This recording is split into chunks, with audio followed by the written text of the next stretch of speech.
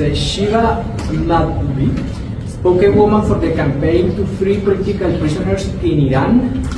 Unfortunately, she's not with us, but she's with us and sent us a video that we see.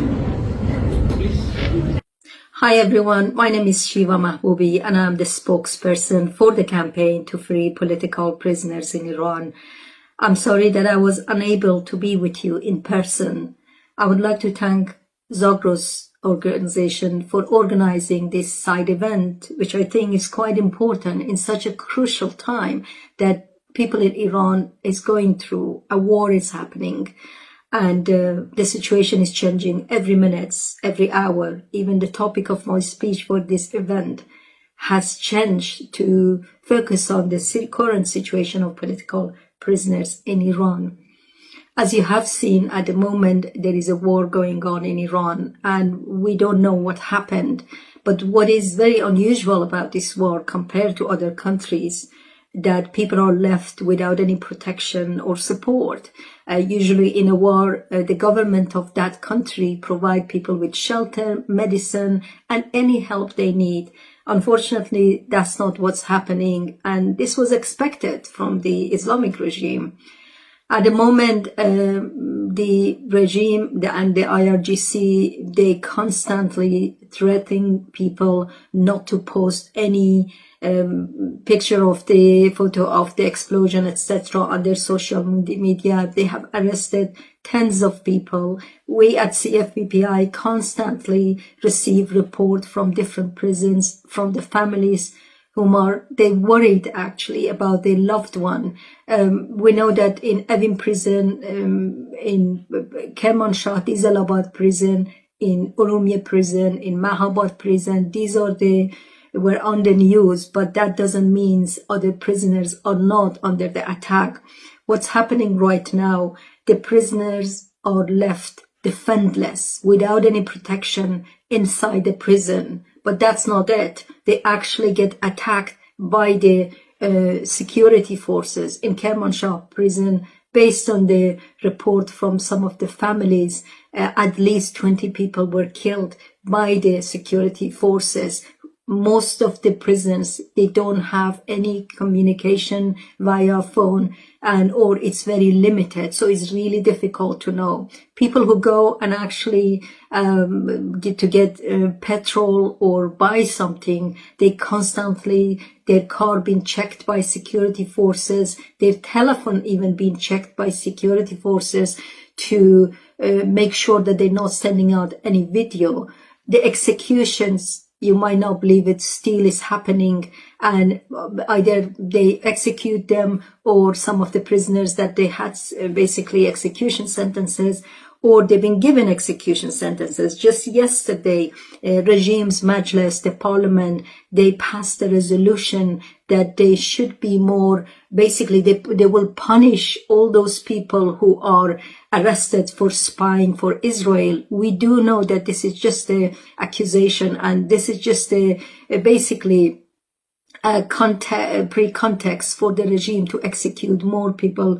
Remember, in the time of the war between Iran and Iraq, that's what they did. When the war finished, they executed thousands of political prisoners in Iran.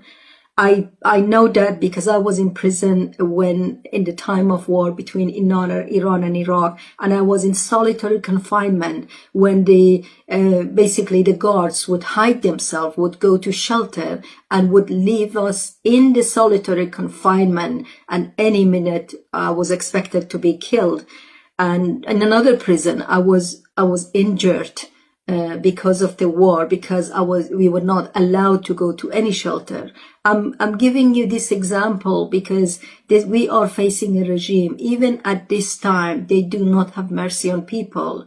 So therefore, people in Iran are facing the attack from Israel, but also facing Islamic regime. To be honest, sometimes I'm wondering if the threat to life from Islamic regime is more imminent than the war itself.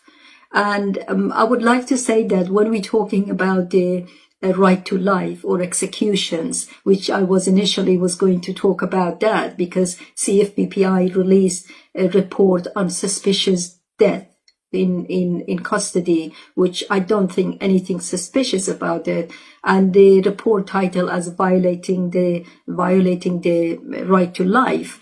And when we think about execution, it's not just classic execution, meaning hanging them or shooting the political prisoner. It's about also the other way of killing these political prisoners, including depriving them from medication, which right now, at this time of the war, many of them have been deprived from medication. Even now they are in more dangerous situation, because if they protest, if they demand, they're going to be shot dead in prison. And at the same time, when you look at it, we had a report on pharmacological torture, that the regime gave psychedelics, antipsychotic medication to prisoners to torture them, and also some of them unfortunately lost their life, and as well as creating a situation for the prisoners to lose their life, such as killing them under torture, giving them, as I said, medication, or depriving them from the medication. And at the moment, I want to bring your attention back to this moment. At the moment, the political prisoners are placed in a situation that they may lose their life any minute, and this is imminent. So I would like to ask all of you, the UN Human Rights Council, the fact-finding mission, the special rapporteur, so to put pressure on the regime that in this emergency situation of the war, to stop all the executions and to release all political prisoners unconditionally and immediately. This is important. It's going to be too late if we act tomorrow. Thank you. Thank you for your attention.